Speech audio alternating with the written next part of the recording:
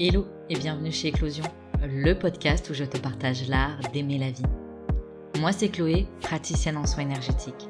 J'accompagne ceux qui le souhaitent à prendre conscience de leur potentiel et à faire rayonner leur lumière. Ici, je te propose des pistes et sujets de réflexion pour éclore à toi-même et faire éclore tes projets et aspirations. Si tu souhaites faire le plein de bonnes vibes, d'inspiration et de motivation, compte jusqu'à 3 et ensemble, on y va.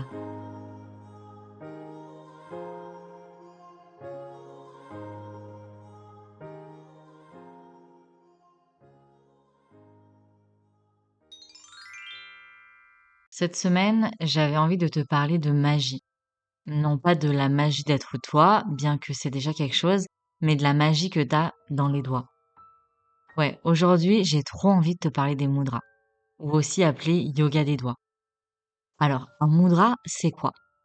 D'après Juliette Dumas, qui a coécrit un super bouquin sur le sujet avec Lokana Sans Regret, j'espère que je prononce bien son nom, c'est un positionnement précis des doigts qui aide à canaliser, à sceller et à faire circuler les énergies du corps de façon précise. Chaque doigt correspond à un chakra et à un élément, le feu, la terre, l'eau, l'air, l'espace. Bref, perso, je crois que les mudras, c'est un des petits trucs qui peut nous permettre de nous reconnecter à cette magie en nous.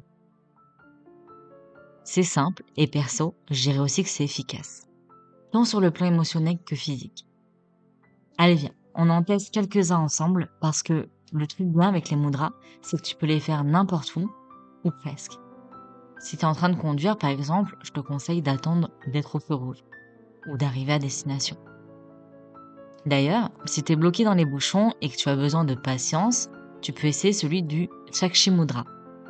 Je m'excuse d'avance pour la prononciation des noms en sanskrit, je ferai de mon mieux. Donc, pour le Chakshi Mudra, mets les mains en prière et espace-les un peu de manière à ce que la pointe des doigts reste en contact et que tu puisses plier les pouces vers l'intérieur. Ici, on vient créer un espace de protection, de patience et de gentillesse à partir duquel on peut venir s'observer. Bah oui, est-ce que c'est si grave que ça d'être dans les bouchons? Est-ce qu'on a un pouvoir pour agir là-dessus? Est-ce que ronchonner va vraiment changer la donne ou est-ce que ça va juste nous mettre dans un mode énervé? Respire et fais ce beau mudra qui aide à relaxer les cervicales, les muscles du visage et la mâchoire. D'ailleurs, peut-être que tu remarques aussi que ta respiration peut se faire plus profonde. Pour ceux qui ne seraient pas bloqués dans les bouchons, mais qui se sentent confus pour X ou Y raison, qui pensent trop ou qui ont juste besoin de se recentrer, on a un joli et simple mudra qui s'appelle le Kanishta Mudra et qui consiste à faire toucher la pointe des petits doigts entre eux. Les autres peuvent rester pliés ou être un petit peu ouverts sans se toucher. Et en faisant toucher la pointe des auriculaires, on cherche à percevoir ce contact énergétique. Perso, je l'obtiens quand je mets le bout du bout des petits doigts, vraiment tout au bout, en contact. Ce mudra, il apporte de la stabilité et de la plénitude. Il nous connecte au premier et au deuxième chakra, permettant ainsi l'ancrage et le centrage. Il peut être aussi utile en cas de stress. Allez, respire, c'est déjà gagné. Un petit dernier pour la route, pour celles et ceux qui ont envie de joie, de courage et de détermination. On laisse plier l'annulaire et l'auriculaire. Donc, le bout de l'auriculaire et de l'annulaire vient de toucher l'intérieur de la paume de la main. Et on vient faire toucher la pointe de l'index et du majeur avec la pointe du pouce. On dépose les mains sur les cuisses ou sur les genoux et le tour est joué.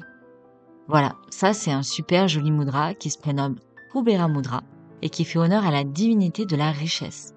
Ce mudra, il apporte confiance, auto-estime, détermination et sentiment de sécurité. Il aide à rassembler notre énergie pour atteindre les objectifs fixés et nous met en contact avec notre richesse intérieure.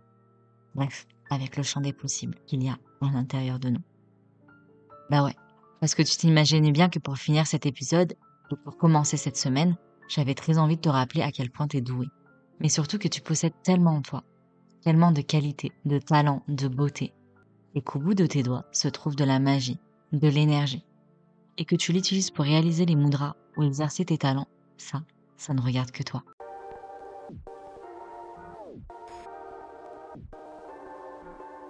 Et voilà, c'est déjà la fin de cet épisode, j'espère qu'il t'aura plu et surtout qu'il t'aura inspiré. Si tu souhaites découvrir un peu plus de mon univers ou prolonger l'aventure, tu peux t'abonner à mon compte Instagram eclos.si.ion. Je sais, c'est pas le nom le plus simple, du coup tu peux aussi le retrouver dans la barre de description. Dans tous les cas, on se donne rendez-vous la semaine prochaine pour un nouvel épisode et d'ici là, je te souhaite une belle semaine et t'envoie full love sur ton joli cœur de doué. Prends soin de toi.